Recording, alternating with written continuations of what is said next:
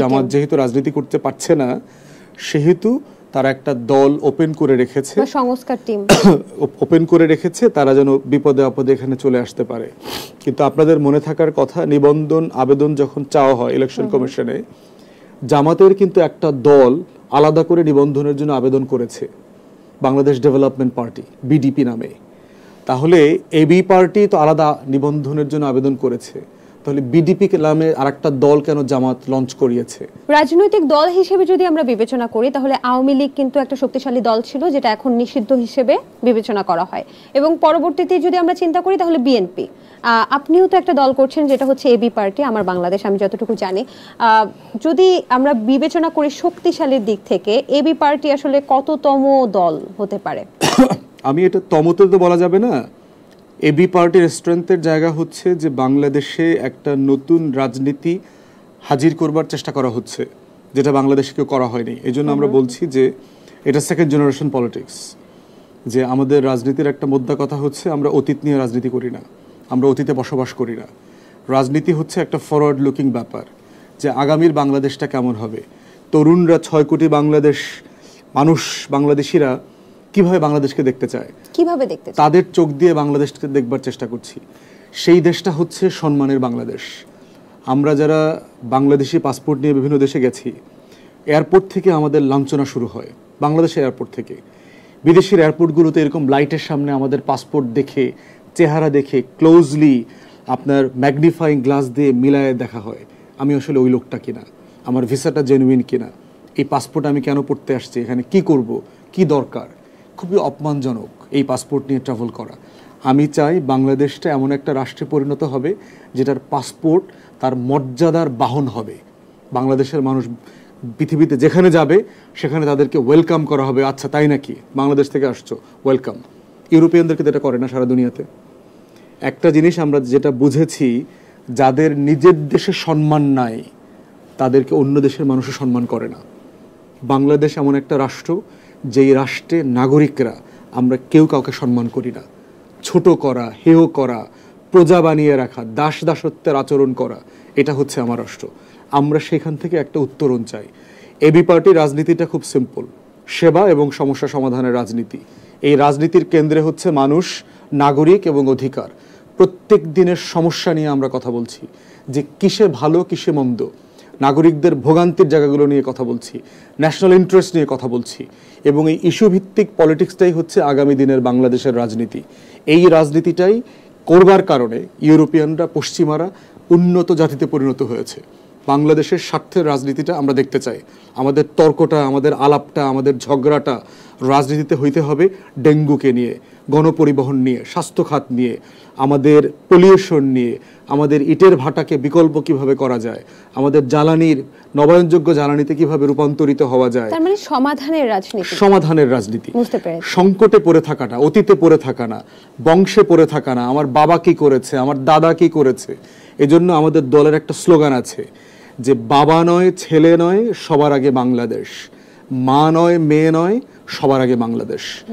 বাংলাদেশটা হচ্ছে আমার পলিটিক্স, বাংলাদেশ ফার্স্ট। আচ্ছা, আপনি যদি একটু বলতেন যে রাজনৈতিক কর্মী হিসেবে আসলে এখানে কতজন মানুষ এখন আছে, বা কতজন সাপোর্টার আসলে আপনাদের সাথে আছে আনুমানিক? দল আকারে বলতে পারেন যে আমাদের এখন 33-34টা জেলাতে কমিটি আছে, 150 মতো উপজেলাতে কমিটি আছে। আমরা আওয়ামী লীগের সময় তো আসলে দল বাড়ানোর কাজটা করতে পারি নাই, নিরাপত্তার কারণে প্রচণ্ড ঝুঁকি ছিল। কোনো দিন সকালে এক মিটিংয়ের জন্য আপনার 7টা-8টা ভেন্যু চেঞ্জ করতে হয়েছে। প্রত্যেকটা ভেন্যুতে গিয়ে পুলিশ ডিস্টার্ব করছে, না করে দিচ্ছে, হল বুকিং ক্যান্সেল করে দিচ্ছে। তো সেই কারণে আমরা মিথ্যা মামলা, অফিস তালা দেওয়া, মারধর করা, সব যেগুলো করেছে। এই জন্য দল বাড়ানোর জন্য আমরা চেষ্টা করতে খুব বেশি পারি নাই। এখন কাজ করছি, আমাদের দলের এক্সপানশন হচ্ছে, দলের পরিচিতি বেড়েছে, হাজার হাজার মানুষ সারা দেশে দলের ব্যাপারে আগ্রহ শো করছে, দলে যোগ দিচ্ছে। আমরা আশা করছি যে এই নতুন রাজনীতির যে ধাক্কা, জোয়ার, এটাতে দল একসময় বড় হবে এবং বাংলাদেশের রাজনীতিতে একটা গুরুত্বপূর্ণ নাম আকারে এবি পার্টি হাজির হবে। আপনারা তো এই বছরই নিবন্ধিত হয়েছেন, আমি যদি ভুল না করে থাকি। আপনার কি মনে হয় যদি সুষ্ঠু নির্বাচন আসে বা হয়, সেক্ষেত্রে বাংলাদেশে এবি পার্টি কি নির্বাচিত হওয়ার সম্ভাবনা আছে কিনা, এবং যদি হয় তাহলে কতগুলো আসন সংখ্যা পূরণ করতে পারবেন আপনারা? এই মুহূর্তে তো নির্বাচিত হবার মতো কোনো জায়গা নাই, তবে আমরা ধরেন 100 আসনের মতো জায়গাতে আমরা ভালো প্রার্থী দেওয়ার মতো অবস্থা আমাদের আছে।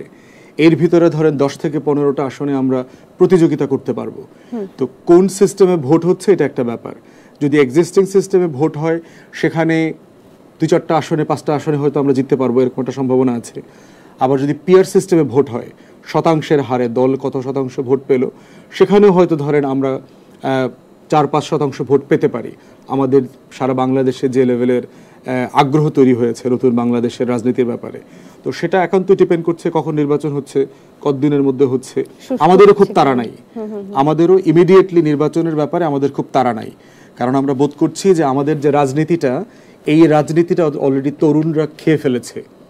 আমরা গত 4 বছর থেকে যে রাজনীতির ট্যাবলেটটা দিয়েছি সারা বাংলাদেশে, তরুণরা এটাকে অ্যাকসেপ্ট করেছে। যে বাংলাদেশের কথা বলছি, যে পুরাতন বাংলাদেশ চলবে না, বন্দোবস্ত পরিবর্তন করতে হবে, ফ্যাসিবাদের বাংলাদেশ যেন ফিরে না আসে, লাখো শহীদের রক্তে কেনা দেশটা কারো বাপের না, বংশীয় রাজনীতি চলবে না, শেখ পরিবারের রাজনীতি চলবে না, এই রাজনীতি, এই যে স্লোগানগুলো আপনি দেয়ালে দেয়ালে দেখবেন যে গত 4 বছর 5 বছরে আমরা যা বলেছি সেই রাজনীতির কথা তরুণরা বলেছে। সংস্কার চাই, পরিবর্তন চাই, রাষ্ট্র কাঠামোর মেরামত চাই, এই প্রত্যেকটা স্লোগানের ভিতর থেকে আমার রাজনীতি অলরেডি ইন্টেলেকচুয়ালি এবং আইডিয়া লেভেলের প্রতিষ্ঠিত হয়ে গেছে। তো 6 কোটি তরুণের কাছে এই জন্য আমাদের আবেদন হচ্ছে যে বদলে দেবার রাজনীতি করতে হবে, পুরাতন রাজনীতি দিয়ে নতুন বাংলাদেশ গড়া যাবে না। একদমই। তবে একটা কথা সবসময় কমন থাকে যে এবি পার্টি কি জামায়াত ইসলামীর কোনো সম্পৃক্ততা আছে কিনা, এই বিষয়টা অনেকবারই নিশ্চিত করেছেন, আরেকবার যদি একটু বলতেন। দেখেন, আমাদের ব্যাপারে দল করার পর থেকে 2-3টা পারসেপশন ছিল। তার ভিতর একটা পারসেপশন হচ্ছে যেটা একটা জামাতের বি টিম।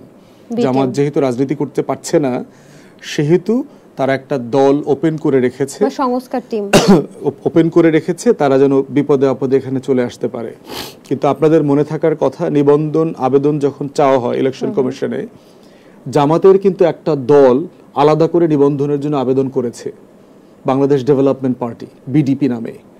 তাহলে এবি পার্টি তো আলাদা নিবন্ধনের জন্য আবেদন করেছে, তাহলে বিডিপি নামে আরেকটা দল কেন জামাত লঞ্চ করিয়েছে, কেন সেটার জন্য আবেদন করিয়েছে? নাম্বার 1, যদি জামাতের বি টিম হইতো তাহলে জামাত থেকে হাজার হাজার লক্ষ লক্ষ মানুষ তো আমাদের দলে যোগ দেওয়ার কথা ছিল, দেয়নি তো। আমাদের অধিকাংশ নেতাকর্মীরা নতুন রাজনীতি করছে। তার মানে কি সম্পৃক্ততা নেই? মানে প্র্যাকটিক্যালি বলছি আর কি, যে কেন নাই। প্লাস হচ্ছে জামাত যে ধরনের রাষ্ট্র চায় আর আমরা যে ধরনের রাষ্ট্র চাই, এই রাষ্ট্র প্রকল্পটা ফান্ডামেন্টালি ডিফারেন্ট, একটার সাথে আর একটা রাষ্ট্রের কোনো সম্পর্ক নাই। এটা আমাদের রাজনৈতিক বক্তব্য, বয়ান, লিটারেচার পড়লে এই জায়গাটা পরিষ্কার হয়ে যাবে।